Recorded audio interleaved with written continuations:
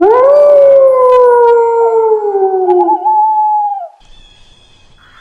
समय पहले की बात है।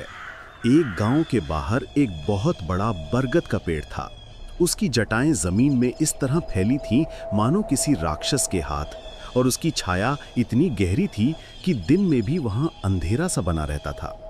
गांव वाले उसे कहते थे भूतिया बरगद। कहा जाता था कि जैसे ही सूरज डूबता उस पेड़ से अजीब अजीब आवाजें आने लगती, कभी हंसी, कभी रोना, कभी गुस्से की चीख।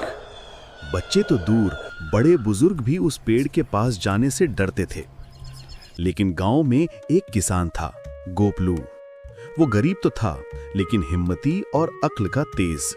उसका खेत बरगद के पीछे था।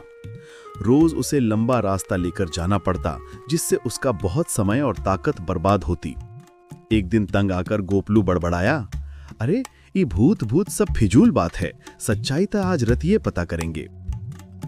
रात को टॉर्च, डंडा, मिट्टी का तेल और माचिस लेकर वो बरगद की ओर निकल पड़ा। जैसे ही वो पास पहुंचा, अचानक ठंडी हवा चलने लगी। पत्तों की सरसराहट हुई और उसे ऐसा लगा मानो कोई उसके कान में फुसफुसा कर कह रहा हो, भाग जा वरना जान से हाथ धो बैठेगा। गोपलू तनिक कांपा, मगर डर के भागा नहीं।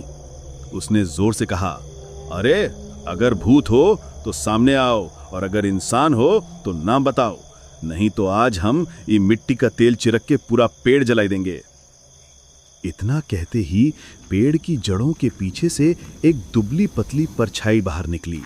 लंबे बाल, झुर्रियों भरा चेहरा और आंखों में अजीब सी चमक। दूर से देखने वाले को वो सचमुच कोई भूत लगता। गोपलू ने टॉर्च उठाकर उसका चेहरा देखा और दंग रह गया। वो कोई भूत नहीं, बल्कि गांव का पुराना आदमी रामलखन था। रामलखन की आंखों से आंसू बह रहे थे। उसने कांपती आवाज में कहा, गोपलू बेटा, मैं भूत नहीं हूं, मैं तो वही रामलखन हूं जिसे इस गांव ने चोर कह के निकाल दिया था।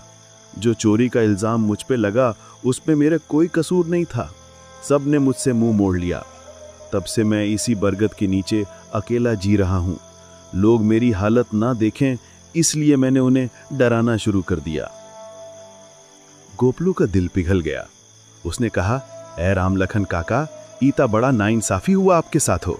हम गांव वाला सबको ई सच बताएंगे। अगले दिन गोपलू ने पूरे गांव को बुलाया। सबके सामने सच्चाई खुली। लोग शर्मिंदा हुए और रामलखन से माफी मांगी। उस दिन से बरगद के नीचे का डर हमेशा के लिए मिट गया।